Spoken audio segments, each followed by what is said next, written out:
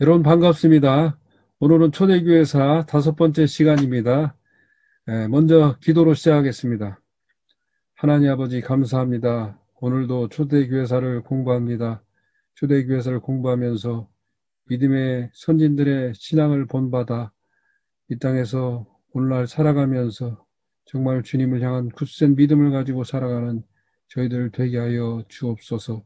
예수님의 이름으로 기도하옵나이다. 아멘. 5번째 시간으로 오늘은 제9장과 제10장을 공부하도록 하겠습니다. 제9장 교회의 교사들. 처음 교회가 생기고 나서 1세기에 쓰여진 저술들을 보면 대부분이 구체적인 문제나 사건들에 관한 것이었습니다. 바울은 모든 서신에서 기독교 교리만 전한 것이 아니라 그가 처했던 특수하고 구체적인 상황들을 다루고 있습니다. 사도시대 이후에도 이러한 모습은 한동안 계속되었습니다. 오늘날까지 그 저술들이 남아있는 사도시대 직후에 기독교 저술가들을 가리켜서 우리는 사도 교부들 또는 사도적 교부, 속사도라고 이렇게 부르고 있습니다. 이들의 저술들을 보면 모두 구체적인 문제들을 취급하고 있습니다. 안디옥의 이그나티우스가 남긴 7개의 서신들도 이에 해당되는 것입니다. 1세기 말에 로마의 클레멘트는 고린도 교인에게 보내는 서신을 썼습니다. 고린도 교회에 보내는 서신을 썼습니다. 여기에서 클레멘트는 바울이 그 고린도 교회에서 당면했던 것들과 비슷한 문제들을 취급하고 있습니다.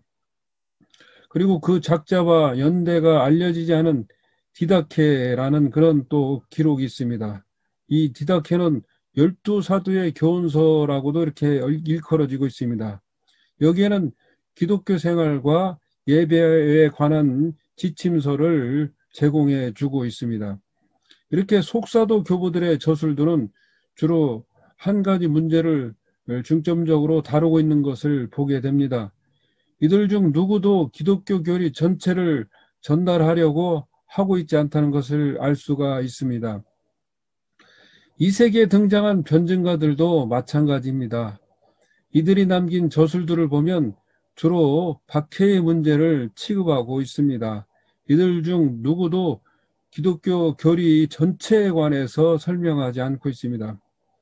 그러나 2세기 말에 들어와서 정통교회는 마르시온과 영지주의자들의 도전에 대항해야만 했습니다. 마르시온파나 영지주의 이단들은 자기들 나름대로의 교리 체계를 만들어서 설파하고 있었습니다. 그렇기 때문에 정통교회도 이에 대해 정통신학을 체계적으로 수립하지 않으면 안 되었습니다. 이 이단들의 이론 체계가 포괄적이고 방대했기 때문에 기독교 교사들의 대응 역시 규모가 커질 수밖에 없었던 것입니다. 그래서 기독교 진리를 전반적으로 해석하려는 저술들이 나타나기 시작했습니다.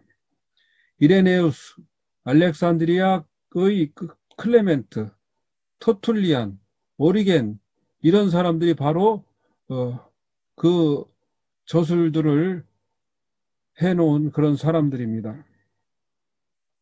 먼저 리옹의 이레네우스입니다. 이레네우스는 AD 130년경에 소아시아에서 태어났습니다. 그는 순교자 폴리갑의 제자였습니다. 이레네우스는 평생 폴리갑을 흠모하면서 살았습니다.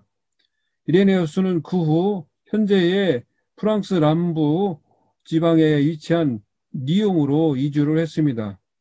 이레네우스는 리옹에서 감독으로 봉사하다가 202년에 순교했습니다. 이레네우스는 무엇보다도 목회자였습니다. 그런 교인들을 기독교 생활과 신앙 속에서 살도록 이끌어 주었습니다. 따라서 그의 저술들은 이단을 반박하고 신자들을 바르게 교훈하기 위한 것이었습니다. 그의 저술들 중에 현재까지 2개만 남아 있습니다. 하나는 사도적 가르침의 증명이고 다른 하나는 소위 지식에 대한 논박입니다. 이 중에서 소위 지식에 대한 논박은 일반적으로 이단에 반대하여라는 제목으로 더 알려져 있습니다. 그는 사도적 가르침의 증명에서는 교인들에게 기독교 교리를 강해했습니다. 그리고 소위 지식에 대한 논박에서는 영지주의를 반박했습니다.